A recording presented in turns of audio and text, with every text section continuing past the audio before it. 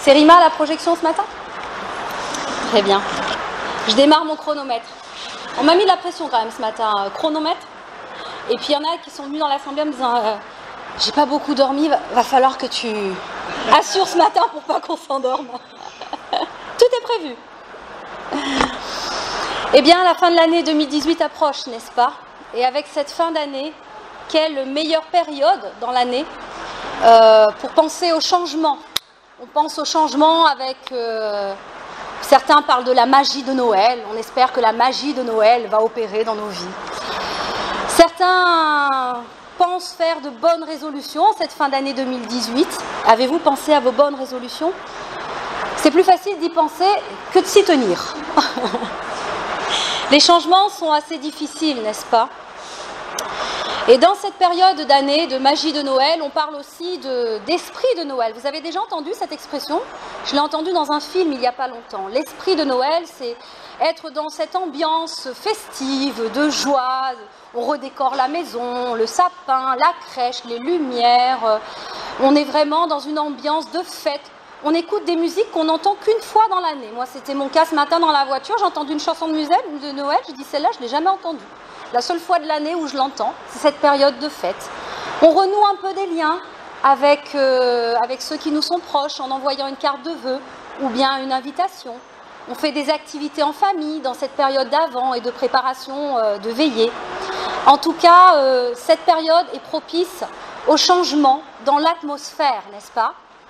Mais on aimerait aussi qu'il y ait un changement parfois dans nos vies parce que toutes ces lumières, toutes ces animations, toute cette joie que certains manifestent, Noël est partout, on les voit dans les rues, on voit Noël dans les magasins, on le voit à la télé, on les voit sur les panneaux publicitaires, Noël est dans les maisons. Et quand on voit tout ça, parfois ça fait aussi ressurgir des émotions qui ne sont pas faciles à vivre, des douleurs relationnelles. On repense aux relations qui sont brisées, à une rupture, à la perte d'un être cher peut-être, ou bien ce sentiment si difficile à vivre qu'est la solitude pour certains. Il peut y avoir des douleurs émotionnelles, le mal qu'on nous a fait. Quand on pense à cette personne, en cette fin d'année, on se demande qu'est-elle devenue, et on repense au mal qui nous a été fait. Il y a des douleurs qui sont physiques aussi, peut-être une maladie, que certains ont cette année et qu'ils n'avaient pas au Noël dernier. En tout cas, c'est douloureux parfois parce que Noël est inévitable. On le voit partout, mais en plus, Noël, ça revient tous les ans. Donc tous les ans, pour ceux qui ne sont pas guéris, pour ceux qui vivent ces situations impossibles dans leur vie, eh bien, tous les ans, au mois de décembre, ça ressurgit. Qui fait que certains, au mois de décembre, deviennent Grinch. Vous connaissez des Grinch? Je connais des Grinch, mais ils ne sont pas qu'en décembre. Et Grinch ou pas, en tout cas, on a tous nos défis personnels.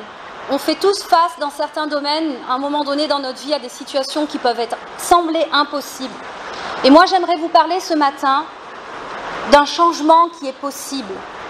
Pas seulement en espérant que, par le hasard, la magie de Noël va opérer. Pas seulement en ayant cette ambiance festive qu'on appelle esprit de Noël qui va durer juste le temps des fêtes et puis le 2 janvier, c'est la même galère qui recommence. Moi, je vous parle du changement qui ne peut être que le résultat de l'intervention d'un miracle. Je voudrais ce matin vous parler du miracle de Noël. Ça vous parle ça, le miracle? Eh bien, savez-vous que dans la Bible, il y a tous les ingrédients pour la recette du miracle? Celle-là, je ne l'avais pas dans mon livre de cuisine. Est-ce que ça vous intéresserait ce matin de découvrir cette recette et de l'ajouter à votre livre de cuisine? Parce que c'est une recette qui est à faire et à refaire. Et ce matin, on va la découvrir dans Luc, au chapitre 1, versets 26 à 38. On va parler justement de ce premier miracle de Noël. Au 6e mois, l'ange Gabriel fut envoyé par Dieu dans une ville de Galilée appelée Nazareth, auprès d'une vierge fiancée à un homme de la maison de David nommé Joseph. Le nom de la vierge était Marie. L'ange entra chez elle et dit : Je te salue, toi, à qui une grâce a été faite. Le Seigneur est avec toi. » Troublée par cette parole, Marie se demandait ce que pouvait signifier une telle salutation. L'ange lui dit, « Ne crains point, Marie, car tu as trouvé grâce devant Dieu.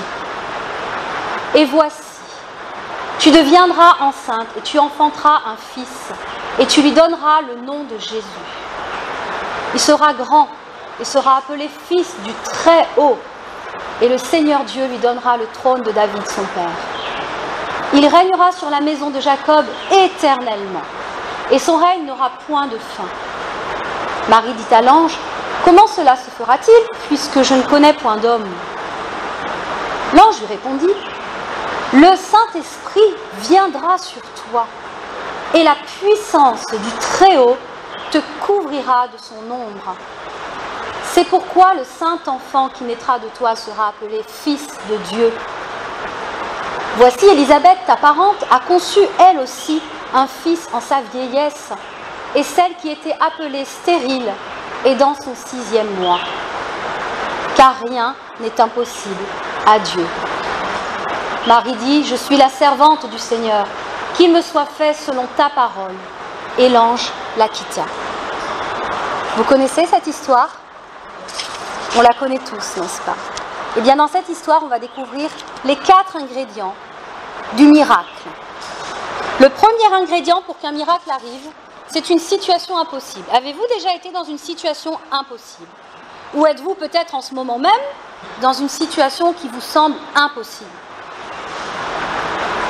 Eh bien, Marie était vraiment dans une situation impossible. Moi, je pensais avoir vécu des situations impossibles.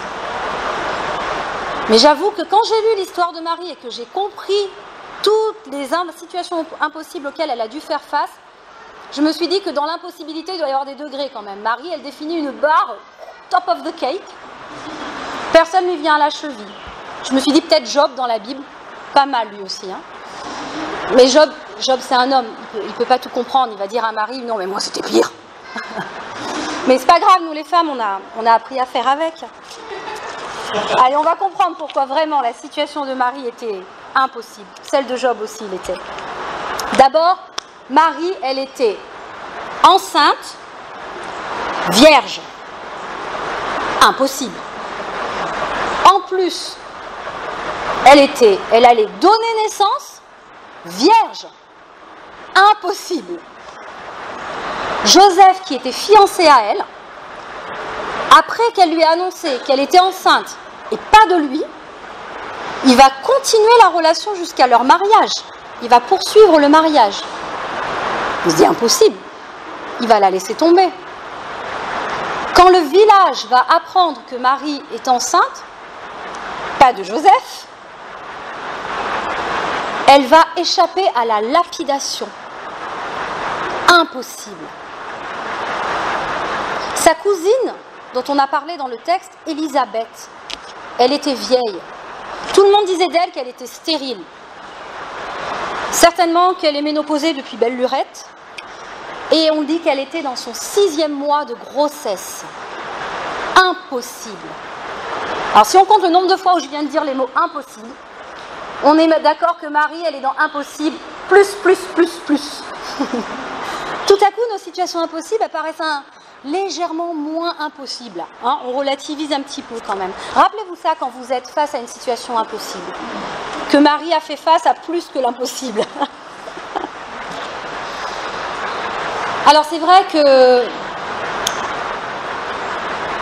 cette situation impossible était quelque chose de terrible pour elle. Quand je dis, par exemple, vous allez voir que vous allez comprendre tout de suite l'histoire que je viens de dire avec Job. Si je dis à des femmes qui ne connaissent pas Marie et son histoire, elle allait donner naissance vierge. Vous allez avoir les femmes qui vont faire l'émoticône bleu, là, vous connaissez celui qui fait... On fait la même chose avec un groupe d'hommes, ça donne pas le même résultat. Ça fait un émoticône surprise. On n'est pas sur le même degré d'impossibilité, mais c'est pas grave. On va voir si on arrive à se rejoindre sur les autres items. Marie, elle était issue d'un peuple qui était sous la domination romaine. Des lois très strictes. Et n'en parlons même pas des lois religieuses, elles étaient tout aussi strictes. Enceinte, hors mariage, en plus, pas de Joseph, même si on ne rajoutait pas ça déjà, le verdict c'était lapidation. Point final, il n'y avait pas à discuter là-dessus, verdict, lapidation. Marie n'avait pas son mot à dire. Imaginez la crainte pour sa vie de mourir à coups de pierre qu'on vous lance. Alors peut-être que nous, on n'a jamais eu peur pour notre vie à ce point-là. Mais Marie, elle, en plus, avant cela, elle aura à subir l'humiliation, le jugement des autres, les insultes, le rejet. Rejet pas seulement de sa communauté, de son peuple, mais rejet de ceux qu'elle aime le plus, de sa famille, peut-être même de son bien-aimé. Est-ce que ça vous est déjà arrivé de vous retrouver dans une situation où votre choix vous a amené à craindre le jugement des autres, la honte, le rejet des autres? Marie et Joseph, ils étaient fiancés. Et fiancés à l'époque, c'était lourd en sens. On s'était considérés comme mariés, sauf qu'ils n'avaient pas l'intimité du couple. Préparation du mariage. Rappelez-vous, pour ceux qui sont passés par là, c'était Farid et Laurence il y a 2 mois. L'excitation, l'impatience, les espoirs, les projets, tout ça là pour Joseph et Marie, tout à coup, c'était menacé de s'écrouler, de disparaître. Avez-vous déjà vécu la déception, la douleur de voir votre rêve se briser? Eh bien ça, c'était la situation impossible de Marie. Mais en même temps, cette situation impossible, elle était nécessaire. Parce que s'il n'y a pas de situation impossible, il n'y a pas de miracle, n'est-ce pas?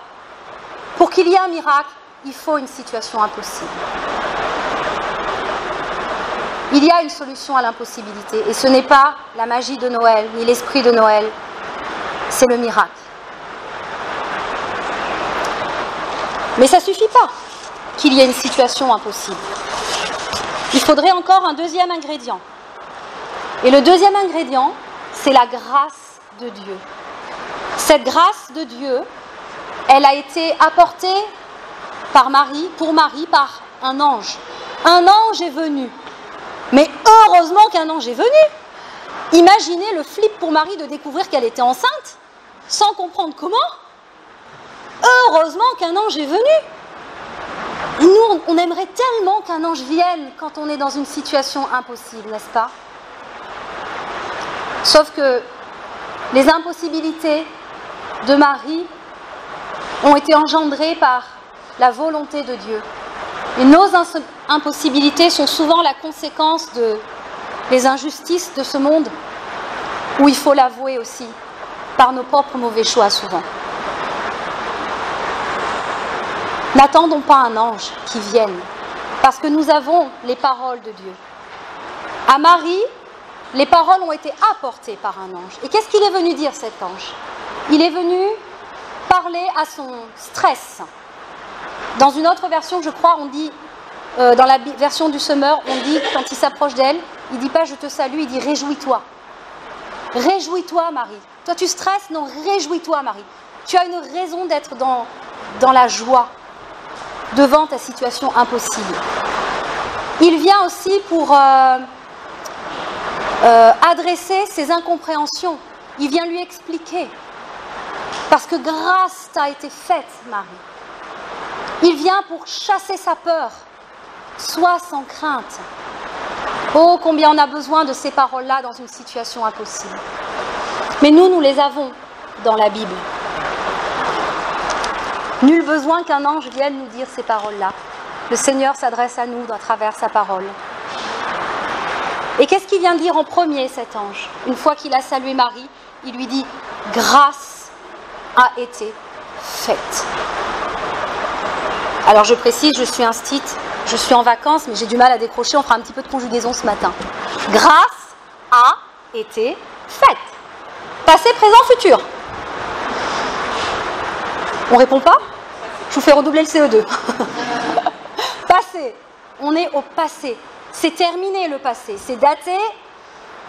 Une grâce a été faite. Ben oui, mais Marie, elle n'est pas encore enceinte là. Quelle grâce? De quelle grâce est-ce qu'il parle cet ange-là? Qu'est-ce qu'on comprend de cela? Deux choses. La première chose, c'est que pour qu'il y ait miracle, parce que nous savons que le miracle va arriver de Noël. Pour qu'il y ait miracle, premièrement, le miracle découle de la grâce. Ce n'est pas par nos propres efforts. Deuxièmement, cette grâce, elle n'est pas pour tout le monde. Je sais que ça peut choquer certains ce que je suis en train de dire. La grâce de Dieu n'est pas pour tout le monde. Grâce a été faite à Marie. Et devant son incompréhension, l'ange lui répète ensuite. Un peu plus loin, il lui a dit « Tu as trouvé grâce devant Dieu. Le Seigneur est avec toi, tu as trouvé grâce devant Dieu. » Tu as trouvé grâce devant Dieu? Mais ça veut dire qu'avant le miracle, avant même que l'ange arrive pour lui dire ce qui va se passer, la grâce, elle a déjà été accomplie. Grâce a été faite à Marie. Elle a été jugée digne d'être l'objet de la grâce de Dieu. Elle avait la faveur de Dieu. Et ça, c'est arrivé avant ces situations impossibles. C'est arrivé avant le miracle. Et qu'est-ce qu'on fait, nous, parfois, devant l'impossible? C'est qu'on attend que l'impossible arrive pour chercher la grâce de Dieu. C'est quand l'impossible arrive qu'on fait des efforts et qu'on prie 10 fois plus et qu'on ne rate aucun culte le dimanche, on fait l'effort de se lever plus tôt pour être à l'heure. Et on cherche à obtenir notre miracle. Et je pèse mes mots quand je dis ça. Obtenir son miracle. Il ne s'agissait pas de ça avec Marie. Marie ne cherchait pas un miracle, elle ne cherchait rien du tout. Ça lui est arrivé, ça lui est tombé dessus. Mais devant l'impossible, parfois on ne se sent pas l'objet de la grâce de Dieu. On ne se sent pas choisi par Dieu, on n'a pas l'impression d'avoir la faveur de Dieu. On se demande plutôt, mais Dieu, tu es où là-dedans? Dieu, tu fais quoi? Pourquoi tu as permis ça? On se trouve avec plein de doutes, plein de questions, une incompréhension. On se sent comme Joseph. Joseph, imaginez la période entre le moment où Marie lui a annoncé qu'elle était enceinte et le moment où Dieu va lui parler dans un rêve. Imaginez le stress, la douleur, l'incompréhension de Joseph, la jalousie, la déception, la souffrance de Joseph pour celle qu'il aime le plus. Il a le cœur brisé, là, Joseph, tant que Dieu n'intervient pas. Ça, nous comprenons. Ça veut dire quoi? Ça veut dire que grâce a été faite à Marie parce que Dieu, avant le miracle, avant d'avoir envoyé un ange, il a regardé au cœur de Marie. Nous avons un Dieu qui ne regarde pas à nos circonstances. Nos circonstances sont une montagne et une impossibilité pour nous, pas pour Dieu. Dieu, ce qui l'intéresse, c'est notre cœur. Sa volonté devait être faite. Et il cherchait à la faire par un miracle. Et il cherchait un cœur pour ça. Et parmi tous les cœurs des femmes, il a choisi Marie. Il a vu son cœur et il a dit, tu seras l'objet de ma grâce. Grâce t'a été faite. Amen. Mais pour qu'un miracle arrive, il ne suffit pas que Dieu dise « Tu es l'objet de ma grâce ». Sinon, là, l'ange, il aurait dit, il aurait expliqué comment ça va arriver, et puis « Goodbye Marie », quoi, c'est bon. Non, non, il reste un peu plus longtemps, l'ange. Parce qu'il y a d'autres ingrédients qui doivent s'ajouter à la recette. Il faut la puissance de Dieu pour qu'un miracle arrive. Notre situation, elle est impossible pour nous, et quand ça nous atteint, c'est comme un virus qui pénètre un ordinateur. Cheval de Troie, vous connaissez ça dans l'ordinateur? Moi j'en ai perdu des ordinateurs avec des virus. J'ai des ordinateurs qui sont décédés avec des virus. Le virus, une fois qu'il rentre, il s'infiltre. Il se répand dans tout le réseau, dans tout le circuit, dans tout. Et il tue, il paralyse, il neutralise au fur et à mesure jusqu'à rendre l'ordinateur complètement incapable. C'est ce que fait l'impossibilité. Lorsque nous sommes face à une situation impossible, on peut se laisser envahir par ce virus qui pénètre dans nos cœurs, qui se distille dans nos veines, qui se répand dans tous les domaines de notre vie et qui, un à un, nous paralyse jusqu'à nous rendre complètement incapables, impuissants, inutiles. Pour certains, même jusqu'à la mort. En cette période de fin d'année, il paraît que c'est le taux le plus élevé de suicide. Oui, un virus, c'est puissant. Un virus peut tuer un ordinateur. Et une situation impossible peut nous ensevelir si nous nous laissons infiltrer par elle. Ce qui est intéressant, c'est que dans ce passage, on voit que le mot impuissant a été utilisé. Si on peut venir au verset 37. Il est écrit « Car rien n'est impossible à Dieu ». Rien n'est impossible à Dieu. Je continue dans la grammaire ce matin. Impossible. Il est composé d'un préfixe et d'un radical. Le radical, c'est possible. Et ce mot possible, en grec, à l'origine, a le sens de puissance. Rien, quand on dit rien n'est impossible à Dieu, ça veut dire rien, aucune situation, il n'existe aucune situation devant laquelle Dieu n'a pas la puissance. Impossible, c'est ça, c'est ne pas avoir la puissance. Aucune situation devant laquelle Dieu n'a pas la puissance pour agir. Amen.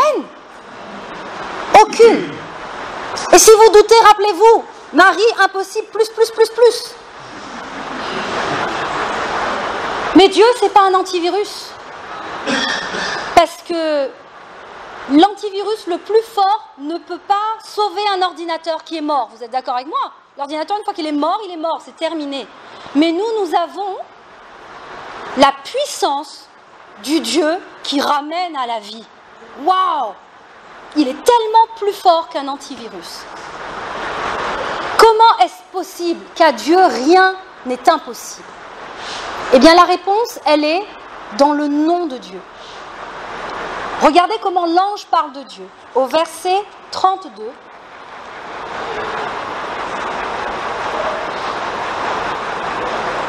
on parle de Jésus en disant « Il sera appelé Fils du Très-Haut ». Jésus est le Fils. Dieu est le Très-Haut. Pareil au verset 35. Le Saint-Esprit viendra sur toi et la puissance du Très-Haut. C'est exactement ce dont on vient de parler, la puissance du Très-Haut. Mais qui est ce Très-Haut? Très-Haut en taille? Dieu, c'est un géant? Très-Haut dans le ciel? Dieu qui est loin? Très-haut au-dessus? Dans ses capacités? Au-dessus de qui? Au-dessus de quoi? Mais qui est ce Très-Haut dont parle l'ange? Il y a une autre mention de ce terme Très-Haut dans le Nouveau Testament, et c'est toujours dans Luc, un peu plus loin, on ne va pas le mettre, c'est pas la peine, au chapitre 8, dans une histoire où c'est un démoniaque, un possédé, que Jésus va guérir. Il arrive devant Jésus, et quand il voit Jésus, il tombe par terre, il tombe à genoux, et il crie « Que me veux-tu, Fils du Très-Haut ? Ne me tourmente pas, je t'en supplie. » N'oubliez pas, l'homme qui s'adresse à Jésus est possédé. Celui qui exprime ses paroles, qu'il appelle Fils du Très-Haut, celui qui craint d'être tourmenté, celui qui est en train de supplier Jésus, c'est qui? C'est le diable. Je vais aussi parler comme ça. C'est le diable. On peut le dire très fort parce qu'on ne craint pas. C'est le diable. Mais face à Jésus, il s'est passé quelque chose. Quand il a vu Jésus, il a vu la puissance du Très-Haut. Il a vu la puissance de Dieu à travers son Fils. Eh bien, vous savez quoi? Dans nos situations impossibles, ça aussi c'est possible. Nous ne pouvons pas. Le virus nous rend incapables, peut-être. Mais la Bible, dans Jean chapitre 1, verset 12, nous dit « À tous ceux qui l'ont reçu, à ceux qui croient en son nom, on parle de la lumière, Jésus, elle a donné le pouvoir de devenir enfants de Dieu. » Tous ceux qui l'ont reçu, tous ceux qui croient en son nom, elle a donné le pouvoir de devenir enfants de Dieu. Cette puissance de Dieu peut se voir dans le cœur d'un enfant de Dieu lorsque nous sommes face à une situation impossible et que le diable voit les effets de la puissance de Dieu en nous. Amen. Mais comment est-ce que c'est possible? Comment est-ce qu'on peut est-ce que cette puissance peut se voir pour que le diable fuit? Parce qu'une fois que le diable a vu cette puissance en Jésus, il a fui et le démoniaque a été guéri. Le miracle est arrivé. Eh bien, il ne suffit pas, comme on pourrait peut-être le croire, d'avoir donné sa vie à Jésus et de dire « Je crois en toi, Jésus ». Non. Deux conditions dans ce verset. Croire en son nom, mais aussi le recevoir. Parce qu'il faut un quatrième ingrédient dans notre recette pour que le miracle ait lieu, sans lequel c'est impossible. Et c'est le Saint-Esprit. La rencontre ne suffit pas, elle est nécessaire. Nous avons besoin de faire cette rencontre spirituelle. Mais ce n'est pas la rencontre qui fait de nous des enfants de Dieu, qui fait que nous avons reçu la puissance, que la puissance de Dieu agit dans notre cœur pour faire de nous des enfants de Dieu. Il faut qu'il y ait cette œuvre du Saint-Esprit. Comment cela est possible? Eh bien, c'est la question qu'a demandé Marie à l'ange. Comment cela sera possible? Je n'ai pas connu d'homme. Humainement, c'est impossible. Comment ce sera possible? Eh bien, voyons la réponse de l'ange au verset 35. Le Saint-Esprit viendra sur toi et la puissance du Très-Haut te couvrira de son ombre. Voilà comment un miracle arrive. Le Saint-Esprit viendra sur toi. Et ensuite, c'est Dieu qui œuvre. Son ombre te couvrira. Il fera une œuvre cachée en toi qui ne se voit pas. Mais Dieu sera à l'œuvre pour que le miracle arrive. Et cette puissance du Saint-Esprit, vous allez me dire, oui, mais Jésus, il a dit qu'il donnait l'Esprit à tous. On l'a déjà. Eh bien, pas forcément. Parce qu'on peut résister au Saint-Esprit. On peut attrister le Saint-Esprit, on peut le décevoir, on peut rejeter le Saint-Esprit. On peut ne pas reconnaître le Saint-Esprit, même en étant chrétien. Et si donc nous n'avons pas reçu le Saint-Esprit, l'œuvre de Dieu ne pourra pas se faire et le miracle ne pourra pas arriver. Si donc nous attendons que la situation impossible arrive pour chercher la grâce de Dieu, eh bien là, ça risque de prendre un peu de temps avant qu'il se passe quelque chose. Parce que Dieu va d'abord agir dans ton cœur.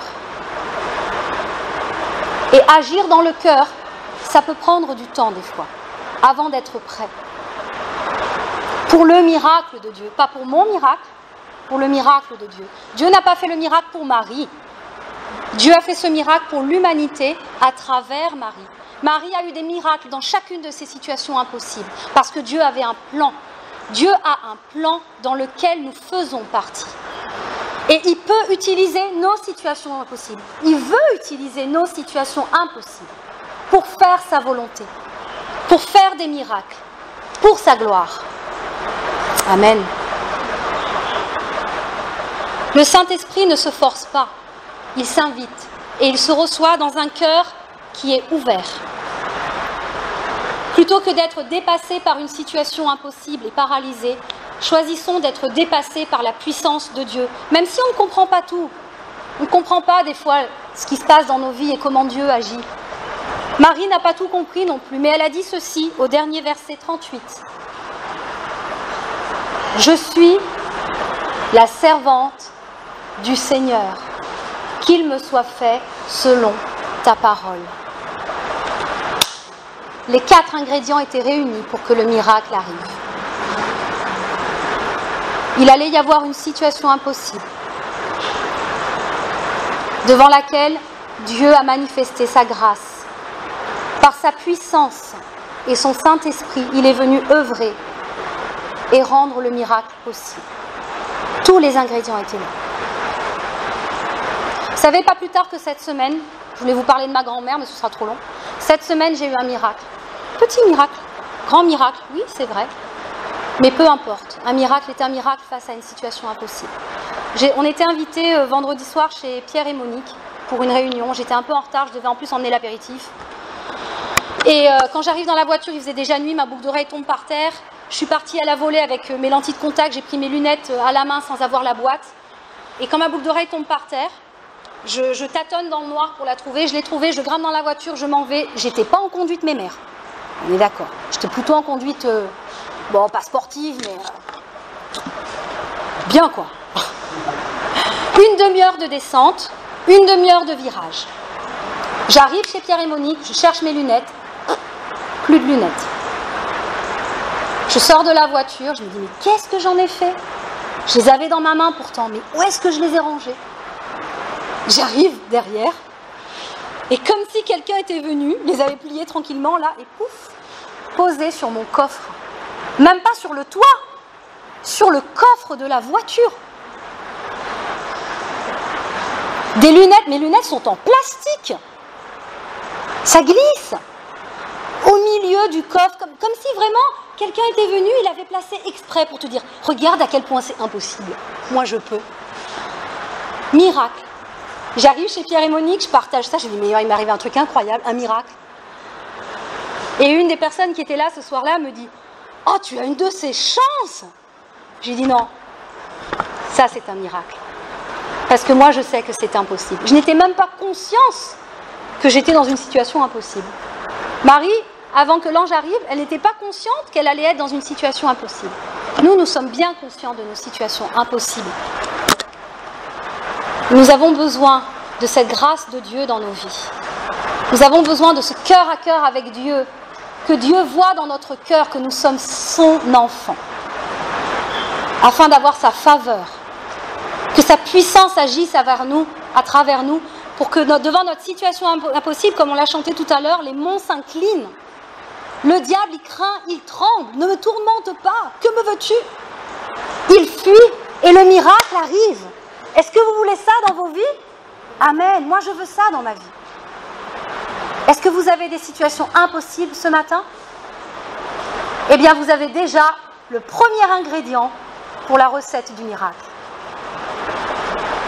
Et ce matin, je voudrais dire que si, peut-être, toi, tu n'as jamais fait cette rencontre avec celui pour qui rien n'est impossible, eh bien, ce matin, ça peut être une occasion pour toi d'ouvrir ton cœur, de venir à lui comme un enfant et de recevoir sa grâce pour qu'il agisse dans ta vie, pour qu'il y ait un vrai changement. Pas un changement qui dure quelques semaines, pas un changement qui dure un moment, pas un changement qu'on espère désespérément et qui ne vient jamais, mais le changement qui résulte du miracle. Le miracle de Noël est devenu pour nous miracle éternel. Alors je demanderai ce matin si peut-être il y a quelqu'un, je ne vous connais pas tous bien, mais si peut-être il y a quelqu'un dans l'assemblée qui n'a jamais entendu parler de ce Dieu de l'impossible, qui fait des miracles, par qui toute chose est possible, à travers qui je peux avoir un cœur changé, une vie changée, transformée, je peux retrouver la joie, je peux retrouver la paix, je peux retrouver l'amour qui m'a manqué. Si tu te sens concerné ce matin, je te demanderai, lève ta main. On va prier avec toi. Parce que Dieu est un Dieu de grâce. Il fait grâce au cœur humble.